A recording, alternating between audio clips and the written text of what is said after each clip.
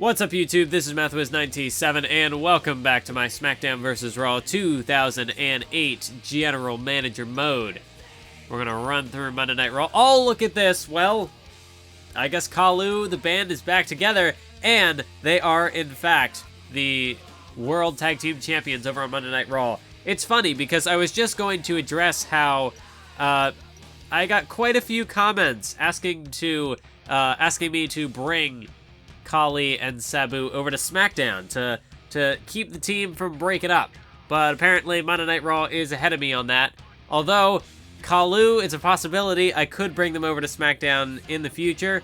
But for right now, it looks like they are A-okay over on Monday Night Raw, bringing them in the ratings as their World Tag Team Champions. So I'll have to keep an eye on Kalu in the future. ECW did not have a very hot week, as they have a 2.5-star show. Oof. This is, yeah, not some great ratings there. But hey, the handicap matches, they always get the job done. So long as you have Undertaker and Michelle McCool together, that's going to bring in the ratings. Because you know that it really bugged me, because I know I don't watch much modern-day WWE, but I did check out the Royal Rumble, because as a wrestling fan, it's kind of hard to avoid the Royal Rumble itself, the match itself. That was the only thing I watched, was the two Rumbles. But when Michelle McCool came out and the crowd started chanting Undertaker, that just pissed me off. Like, that's one thing I do not like about the modern day product, is the crowd feeling the need to hijack everything. Like, yeah, I get it. You paid for your ticket, so you can say whatever you want, but like, there's a level of courtesy there, I feel, and especially like, it just degrades the product. Because like, I'm at home, I'm watching the Rumble, I want to have a good time, I want to enjoy the Rumble. And then these few smarks in the crowd chanting Undertaker when Michelle McCool comes out, because, oh yeah, they're married, but like, kayfabe, you're such a genius, aren't you? Ugh. Well, now that that's off my chest, let's take a look at the match card that I've set up for this week. We have the Hardy Boys taking on Kenny Dykstra and Gregory Helms, and also the Demon's Apple, because the feud between the Demon's Apple and Crime Time ended. The Demon's Apple are looking a bit shaky, so we're going to revoke their rematch clause. We're going to make them put it on the line. So the winner of this triple threat tornado tag team matchup will go on to face Crime Time for the tag team titles at a later date. I'm pulling for the Demon's Apple. I want them to get the job done, but perhaps it's time that they take a step away for now. We'll see how it goes, though. So then we got this handicap matchup. This week I'm going to play it and make sure that John Cena does not win, rather. He needs to lose. Maybe I'll risk it with a simulation, and then I'll save scum. I could do that. That's a possibility. Then we have an interview with CM Punk for our main event later on. Johnny Nitro is going to take on Mr. Kennedy, because they were just kind of the odd men out. Then we have Mark Henry taking on the World Heavyweight Champion Edge. MVP is going to be in the World Champion's corner, because last week MVP beat Edge, and last week Mark Henry took on the US champ Umaga, but he got more pissed off that he lost to Umaga, so now he wants a shot. He's going to take another step up. He's going to take on the world champion, and Edge needs to prove that he can hang at the top. Then we have a rivalry attack, because somebody suggested this in the comments of, I think, episode 9, and I don't know why I hadn't been doing things like that, because that would make sense. I really never used the rivalry attack for anything. But yeah, I guess that would make sense. If I'm going to have a guy as a manager do the post-match attack, I mean, I don't know. Like, with this game, there's like something of a disconnect between like actually putting on an actual show and like with Universe mode, I obviously want to present everything as its own show. So I want you to sit down and I want you to enjoy, get wrapped up in the moment, you know, get immersed in the show. With this, there's already a disconnect because I'm the one booking the show, so I don't treat it like an actual show, I guess. So with like the rivalry attacks, I didn't put 2 and 2 together, but that, in thinking about it, that makes perfect sense. That's completely logical. And then the main event, First Blood, CM Punk versus King Booker. This is this week's show. Yep, I'm gonna do it. I'm gonna simulate, and if there's a loss here, I'm gonna save scum. Nope, they got it done. Good, because I did not want to waste my time playing that matchup. We get a little bit of payback there. Cena finally loses in a handicap match because, God, Super Cena, he just beats everybody. So we'll see who gets the win here. Will it be Johnny Nitro or Mr. Kennedy? It is Mr. Kennedy. He beats the Cruiserweight Champion. So Johnny Nitro, he's had successful title defenses, but he's not doing so hot in other matches. So, yeah, things are still a bit shaky for the Cruiserweight champ. And, see, with this matchup, what I figured is Booker has a rematch clause, so he's going to fight Umaga for the US title. But because the rivalry's still ongoing, if I could make it a triple threat, I will. So it could be Umaga versus Booker versus Punk, but Punk would have to win this first blood match. But unfortunately, I want to play the 6-man tag, and I also want to play this matchup, so we're going to leave it to fate. Is CM Punk going to get a shot at the United States Championship? No, Booker beat him. So I guess there is the end of the rivalry, or we're going to work some shenanigans out of it, possibly, because, I mean, Booker's got Crime Time on his side. They only really had a handicap match, so obviously Booker had some help from his crew, his henchmen, his court, his royal bishops. I don't know what the metaphor is I'm going for there, but Booker makes Punk bleed with some outside interference. So we've got our Tag Team Championship #1 contenders, Hardcore Triple Threat Tornado Tag. Let's get into it. Let's get this matchup underway, folks. Triple Threat Tornado Tag Team matchup. And making their way to the ring, we have one man who had an opportunity at Johnny Nitro's Cruiserweight Championship last week. That is Matt Hardy. And then, of course, we've got Jeff Hardy. Now, these two men, they did come to blows in the Battle Royal at Judgment Day, the Battle Royal to determine the #1 contender for the Cruiserweight title. But tonight, they're going to be back on the same page. We'll see if perhaps that Battle Royal, did it do anything to break up the brotherly bond, or these two boys, are they still on the same page? But their opponents tonight, I guess the same question could be posed to them. They didn't make it quite so far in the Battle Royal, so I am less suspicious that there would be any sort of foul play between these two men. So perhaps, this could be the golden opportunity for Dykstra and Helms to get the job done to really come up in the clutch, because with the Demon's Apple, they just lost their tag team titles. They could be on shaky ground. The Hardy Boys, they had to fight it out in the Battle Royal at Judgment Day, so perhaps Dykstra and Helms could sneak in for an upset victory. They could be the dark horses in this matchup. But never count out the fan favorites. Never count out the Demon's Apple. Of course, the Demon's Apple, they are really the star children of this series, and for good reason. I mean, at WrestleMania at the end of the last series, they defeated both the Rock and Sock Connection and D-Generation X in a triple threat tornado tag to capture the tag team titles. Actually, it wasn't at WrestleMania, it was on the Raw before WrestleMania, but you get the picture. But then, the Demon's Apple, they have also defeated the Hardy Boys in tag team competition, so I don't know, the Demon's Apple, they might be on shaky ground at the moment, but you can't really ever count them out either. Let the chaos commence. The match is underway, and straight out of the gate, Jeff Hardy goes after Gregory Helms. Matt Hardy gets dumped over the top by Kane. And Kenny Dykstra's got a sledgehammer. Yeah, this is going to be a very difficult matchup for me to try to call. Action all over the place, left, right, and center. Carlito's got the sledgehammer, but it looks like Kenny Dykstra takes it back. Now Dykstra's got the referee, and down goes the referee. Oh, meanwhile, a bit of miscommunication there from Dykstra and Helms. And now Jeff Hardy looking to capitalize as he takes down Dykstra, and now going straight after Gregory Helms. Jeff Hardy just unloading like a man possessed.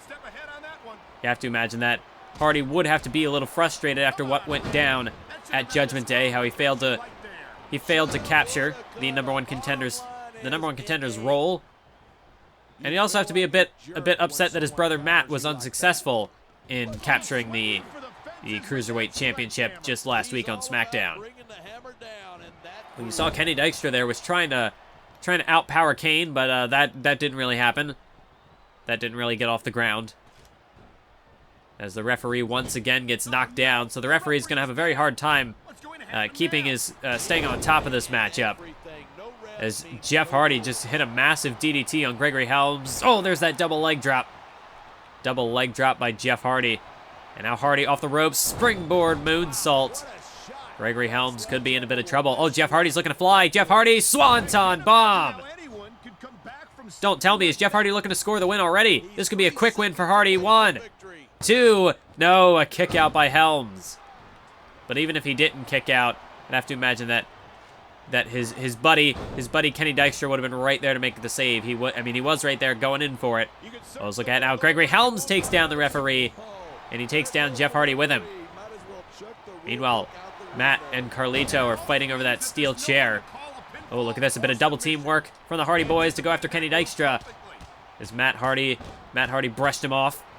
And then it was Jeff who dealt the final blow on Kenny Dykstra. Right now, Jeff going after Kane. Got him with a side rush and leg sweep. But again, Dykstra gets in his way. And again, Jeff Hardy turns his attention to Kenny Dykstra. Look out. Monkey flip. Down goes Dykstra. Oh, but now Kane, the big red machine, Kane has set his sights on Jeff Hardy. Oh, Kane's got a steel chair. Kane's got a chair. But Jeff, oh! I think he just partially caught him with that chair. Kane was trying to get out of dodge, trying to get out of the ring. But Jeff Hardy was able to catch him. Oh, wait a minute. Look at this. Look at Jeff. Look at Jeff. Oh, my God. Using the chair to get to the top rope and got him with a springboard moonsault. Unbelievable. And now Jeff, Swanton bomb. Jeff Hardy with the athleticism, the Swanton, now into the cover. But you're kidding me, Kane. Kane with an immediate kick out, unbelievable. And now Kane's back to his feet. Jeff Hardy with that tremendous onslaught of offense. But Kane, Kane just completely no-sold it. He kicked out almost immediately. And Dykstra just clocked Jeff with the ring bell. Helms has a chair. Oh, and now Carlito's in trouble. Carlito, oh! Did you see the snap, the whiplash on that neck breaker by Kenny Dykstra? Carlito's down. And now it's just chaos. Kane taking some shots with a steel chair. He had the ring bell in his hand as well now. As Hardy takes down Kane. Now Jeff Hardy drops Carlito in the corner. Oh, man. Jeff nearly got the back of his head clocked with that ring bell. But, luckily he was just a bit out of range. Meanwhile, look at Matt. Look at Matt. Moonsault. A moonsault delivered. Hook of the leg on Helms. Helms is in the pinning predicament. But Dykstra, a smart move. A very resourceful move there by Dykstra. If he couldn't get to Helms, well, then he took the next best thing, and that's to take out the referee. Kane, another shot on Jeff Hardy with a ring bell. Oh, and now Kane. Kane is on fire. Kane is on a rampage. This is not going to be good for the other 5 men in this matchup, or I should say the other 4. Although, hey, if Carlito gets in the way, he might be in trouble as well. Oh, it's Gregory Helms. Gregory Helms gets taken out by Jeff. Look at Jeff with the drop kick. Jeff Hardy. Oh, and he busted him open as well.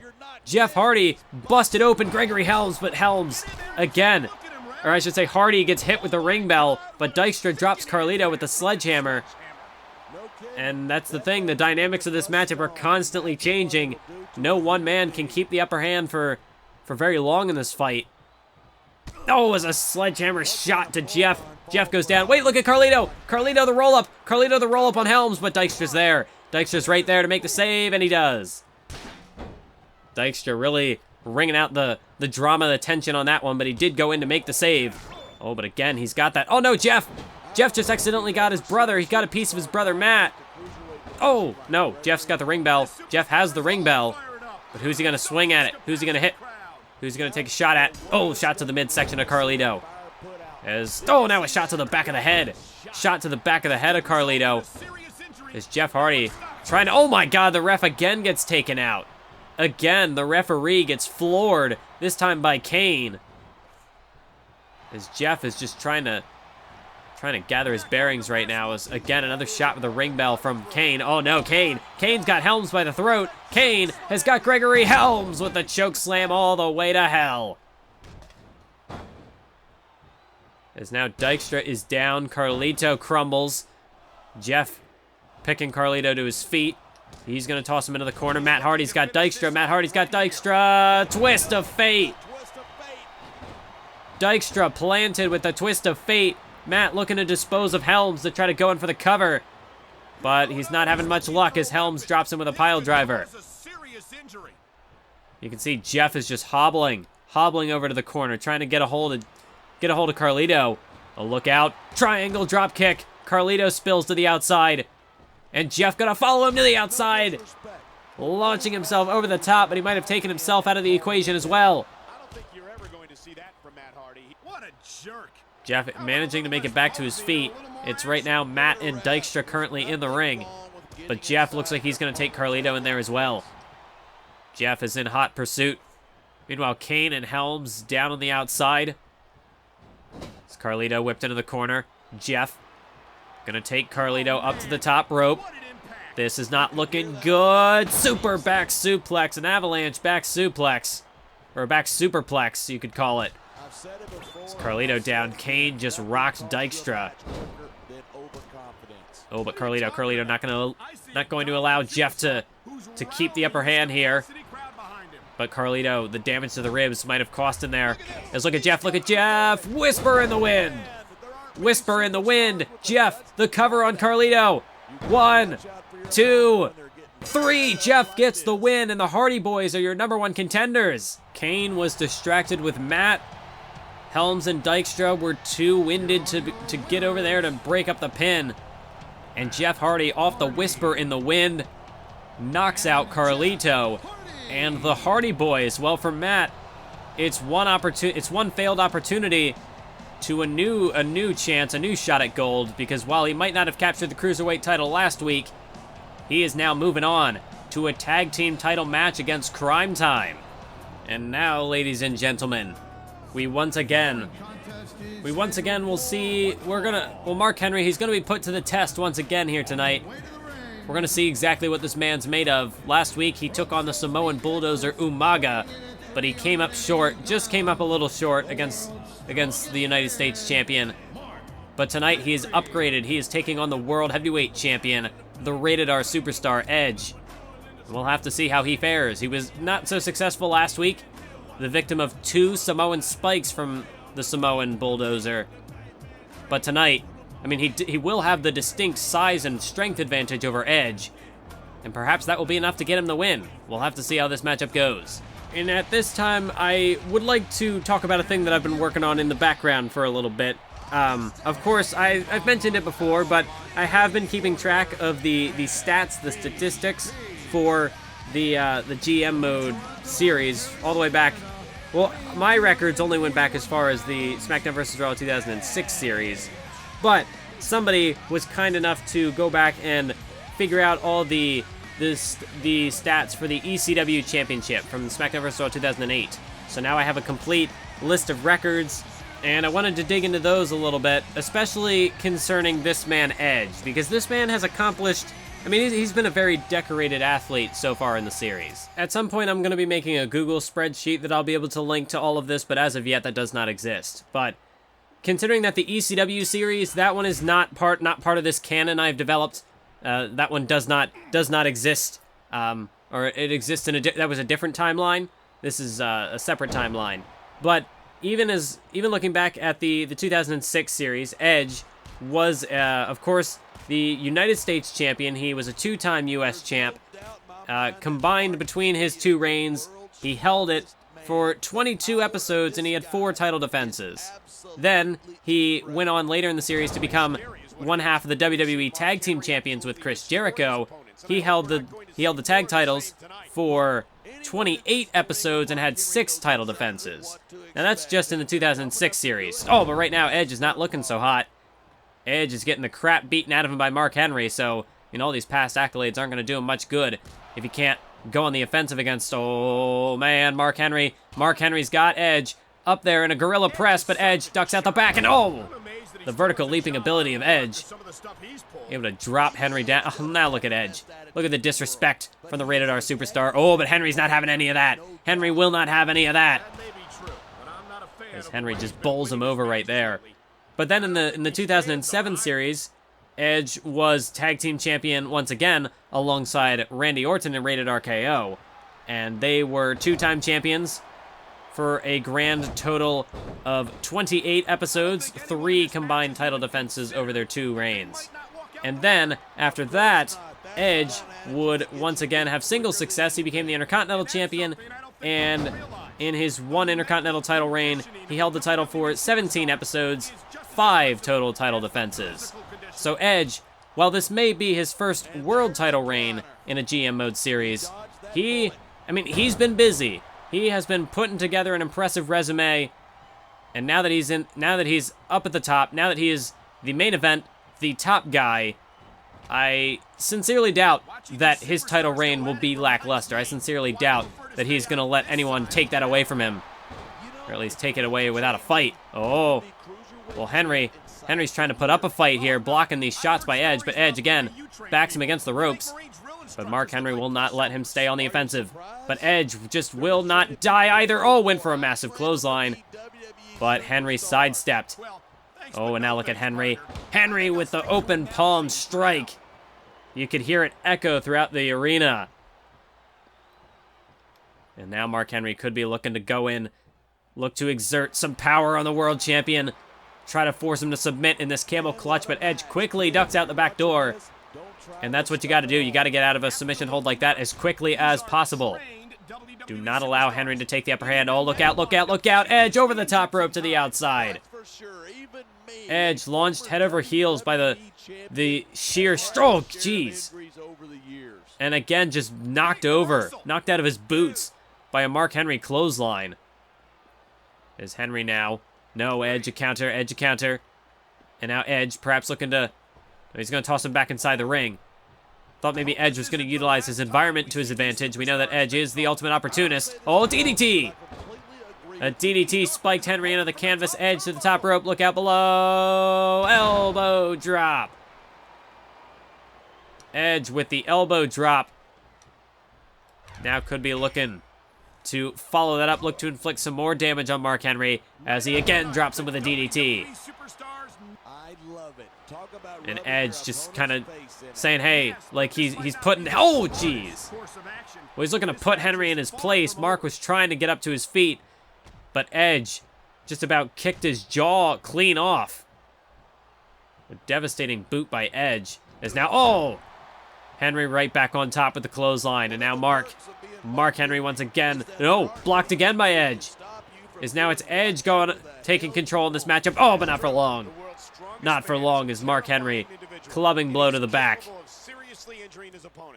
And Edge, at this rate, looks like his woes will continue, as now he's once again at the mercy of yet another opponent. I mean, Edge has certainly struggled to string together the victories, but tonight, I mean, it's already a hell of a task for him to take on Mark Henry. Oh my God, how did he do that? Where did he find the strength?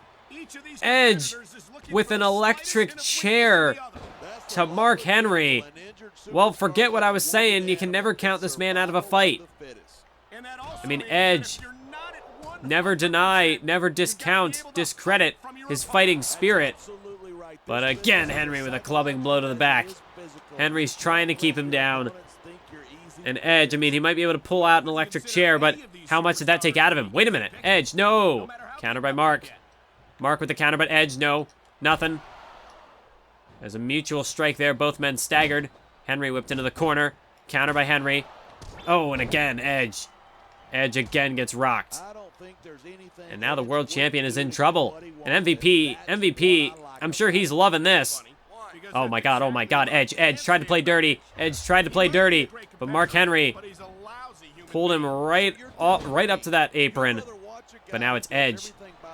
Edge again, look at the strength of powerbomb into the corner.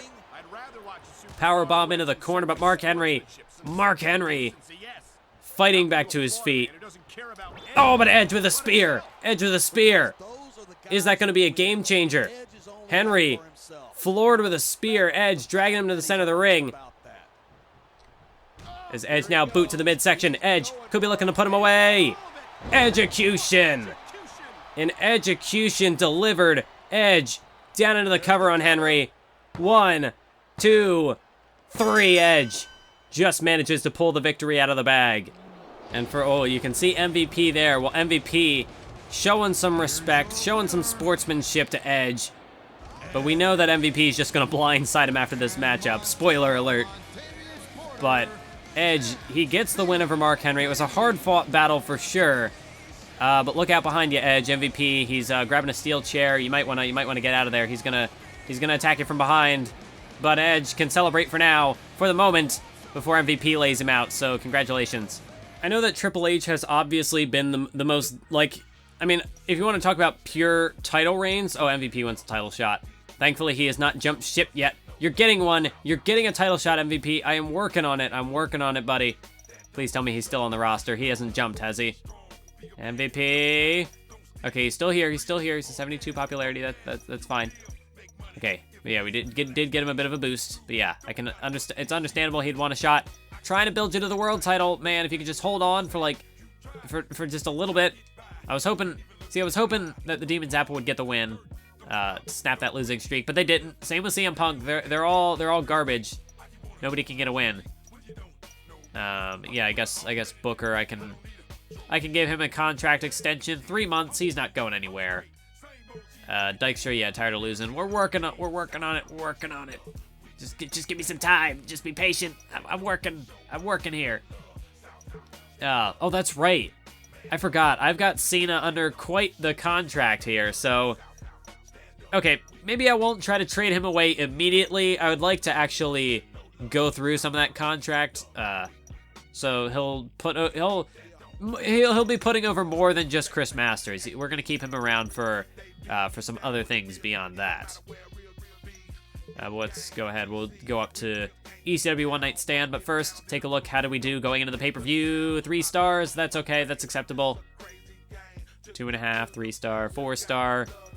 I think maybe we could have gotten a bit better. I think a 3.5 star. Well, that's fine. You know, not gonna be greedy as long as we beat ECW. Although, okay, we tied with Raw, so maybe we gained a little bit. We gained a little bit. 50,000. It's not a whole lot, but it's something.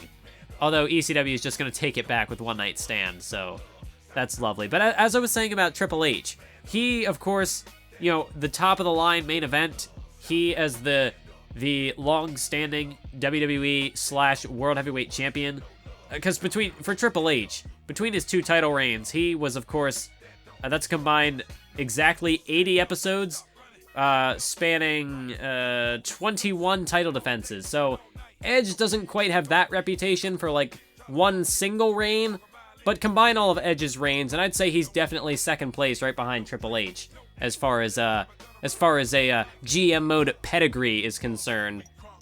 Kill me for that pun.